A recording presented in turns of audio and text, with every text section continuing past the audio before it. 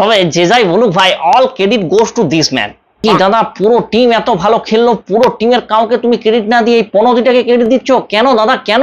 আরে ভাই তুই বুঝবি না, প্রণতি বলেই তো ক্রেডিটটা দিচ্ছি। এ ভাই যখনই বলেছিল যে India is going to lose this world cup, ভাই মনটা আনন্দে নেচে উঠেছিল ভাই। তারপরে ভাই এ যখন নিজের মুখেই বলেছিল आज के मैच में मेरा पूरा सपोर्ट साउथ अफ्रीका को है, I want Africans to win this. তখন ভাই আমি 100% নিশ্চিত ছিলাম যে সাউথ আফ্রিকা কো হারনে সে কোই নেই রোক सकता। আরে বোকা ছেলে, কে বলেছিল আমাদেরকে সাপোর্ট করতে?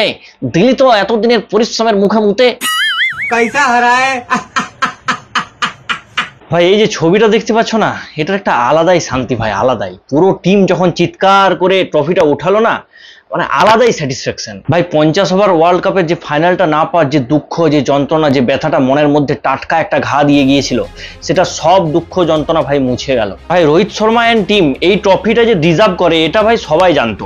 আর রাহুল দ্রাবিড়ের কোচ হিসাবে এটাই ছিল শেষ টি20 ওয়ার্ল্ড কাপ। বারবার বিশ্বকাপের ফাইনালে উঠেও মুখ থুবড়ে পড়ার পর রাহুল দ্রাবিড়কেও কত কিনা শুনতে হয়েছে কোচ হিসাবে। যাই হোক, বাট দের আয়ে পর দুরুস্ত আয়ে, এতদিন পর, এত বছরের পর ঠিক অপেক্ষার অবসান ঘটলো।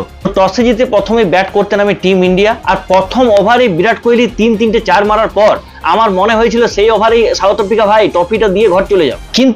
কিন্তু আইসিসি টুর্নামেন্টের ফাইনাল ম্যাচ, আর আমাদের টপ অর্ডার ব্যাটসম্যানরা আমাদেরকে হার্ট অ্যাটাক দেবে না তাই কি হয় বেন স্টোকস? আমাদের টিম ইন্ডিয়ার সব থেকে টপ ফর্মে থাকা ব্যাটসম্যান রোহিত শর্মা ভাই সুইপ শট খেলতে যেয়ে আউট হয়ে ঘর চলে গেল। আর রোহিত শর্মা আউট হওয়ার পরই পরপর দুজন ঋষভ পান্ত আর সূর্যকুমার যাদব খুব বাজে বাজে দুটো শট খেলে আউট হয়ে ঘর চলে যায়। ওইদিকে এক একটা করে উইকেট পড়ছিল, আর আমার মনে হচ্ছিল যে আমার শরীর থেকে 1 চামচ করে রক্ত কম হয়ে যাচ্ছে ভাই। 3টা উইকেট পড়ার মাঝখানে ভাই অন্তত টেনশনে 10 বার হিসি করতে গেছি বাথরুমে। কিন্তু নিজের শেষ টি20 ইন্টারন্যাশনাল খেলতে নামা বিরাট কোহলি তার ব্যাটের গর্জনে গোটা স্টেডিয়ামকে বলে দিয়েছিল, যাহা ম্যাটার বড়ে হতে হ্যায় ওয়া কিং খড়ে হতে হ্যায়। যখন বিরাট কোহলির ফর্ম নিয়ে সবাই প্রশ্ন তুলেছিল, সেমিফাইনালের প্রেস কনফারেন্সে রোহিত শর্মা একটা কথাই বলেছিল যে বিরাট কোহলি তার পারফরমেন্সটা ফাইনালের জন্য বাঁচিয়ে রাখছে। ক্রিকেট এক্সপার্টরা ওই কথাটা বলছিল যে বিরাট কোহলির এতদিন শান্ত থাকা মানে একটা ঝড় খুব তাড়াতাড়ি আসতে চলেছে। আর যাই হোক, সৌভাগ্যবশত সেই ঝড়টি আসে আমাদের ফাইনালে, এবং যেটা খুবই কার্যকর হয় টিম ইন্ডিয়ার জন্য। একদিকে যেমন উইকেট পড়ে যাচ্ছিল, তার অপর দিকে দেওয়ালের মতো দাঁড়িয়েছিল বিরাট কোহলি। আরেকজনকার কথা না বললেই নয়, তিনি হচ্ছেন অক্ষর প্যাটেল ভাই। ফ্লোটার হিসাবে এসে যে পারিটা অক্ষর প্যাটেল খেলে দিয়ে গেছে, মানে এক কথায় স্যালুট করা উচিত। ডেথ ওভার না আসা পর্যন্ত বিরাট কোহলি শান্ত ছিল। ডেথ ওভার আসতেই বিরাট কোহলি তার আসল রূপে ফিরতে থাকে, এবং অক্ষর প্যাটেল এবং বিরাট কোহলির কাঁধে ভর করে শেষ পর্যন্ত ইন্ডিয়া 176 রানে পৌঁছে যায়, যেটা একটা ফাইনালে ফাইট করার মতো টোটাল সম্মানজনক টোটাল ছিল। তো সাউথ আফ্রিকা চেস করতে নামে 177 রানের টার্গেট ছিল সাউথ আফ্রিকার কাছে, আর শুরুতেই সাউথ আফ্রিকারও 2টো উইকেট পড়ে যায়। আর সেই সময় মনটা আনন্দে একদম নাচানাচি করতে থাকে, এবং মনে আনন্দে প্রাণে খুশি নিয়ে বলতে থাকে, ভাই সাউথ আফ্রিকা এত কষ্ট করার কি দরকার, ট্রফিটা ইন্ডিয়াকে দিয়ে ঘর চলে যাও না। ঠিক মনে আনন্দে প্রাণে খুশিটা একটু লাফালাফি করছিল, এই খুশিটা বেশিক্ষণ সহ্য হলো না।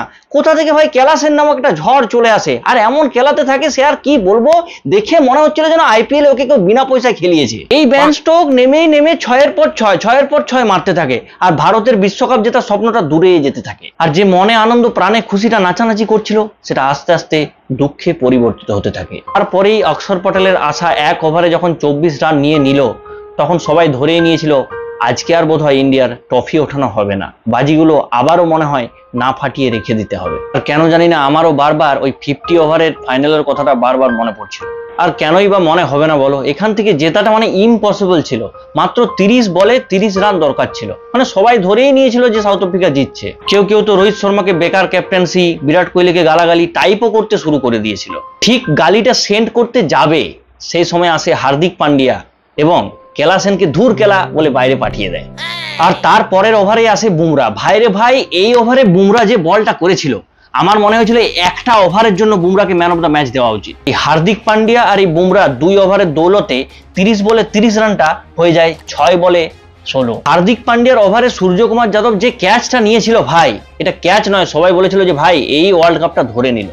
এই ক্যাচ আমি আমার জীবনের সেরা ক্যাচের তালিকাতে সর্ব উপরে রাখবো। ব্যাটিং এর সময় খারাপ শট খেলে আউট হয়ে যাওয়ার সময় সূর্যকুমার যাদবের উপর যে রাগটা আমার তৈরি হয়েছিল, সেটা এই ক্যাচটা দেখে সমস্ত কিছু মিটে গেল ভাই। এক এমন রাত ছিল ভাই, যাদের নখ খাওয়া অভ্যাস ছিল না, তারাও মনে হয় নখ খেয়ে পেট ভর্তি করে নিয়েছিল। দীর্ঘ এত বছরের প্রতীক্ষার অবসান ঘটিয়ে শেষমেশ রোহিত শর্মার হাতে ছিল ট্রফিটা, এবং সবাই মিলে চিৎকার করে যখন ট্রফিটা উপরে তুলছিল না, সেটা প্রত্যেকটা ক্রিকেট প্রেমীর মনে একটা আলাদাই সেলিব্রেশন সৃষ্টি করেছিল ভাই। পুরো ইন্ডিয়ান টিম তো মাঠের মাঝে সেলিব্রেট করছিল, তার সাথে সাথে সেলিব্রেশনে মেতে ওঠে পুরো ভারত।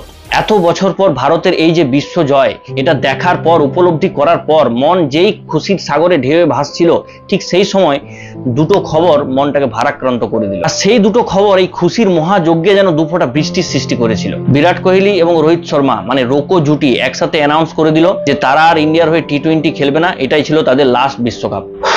যাই হোক, আমার মতো সমস্ত ক্রিকেট প্রেমীও নিশ্চয়ই চাইবে না যে বিরাট কোহলি এবং রোহিত শর্মার মতো দুজন খেলোয়াড় একসাথে ক্রিকেট টিম থেকে বিদায় নিক।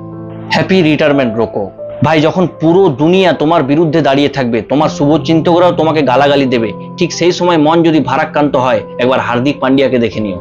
যখন জীবনে ফেলিয়ারের পর ফেলিয়ার হয়ে যাবে এবং তোমার মনে হবে যে তোমার দ্বারা আর কিছু হবে না, পুরো দুনিয়া তোমার দিকে আঙুল তুলে বলবে ভাই তোর দ্বারা আর কিছু হবে না, তখন মনে করে নিও বিরাট কোহলির এই পারফরমেন্স। যদি কখনো এরকম মনে হয় জীবনের সব খেলায় তুমি হেরে গেছো, তুমি আর জেতার মানসিকতায় নেই, তখন রোহিত শর্মা আর ভারতীয় টিমের এই পারফরমেন্স একবার মনে করে নিও। জীবনের সব সমস্যার সমাধান আশা করি তুমি পেয়ে যাবে।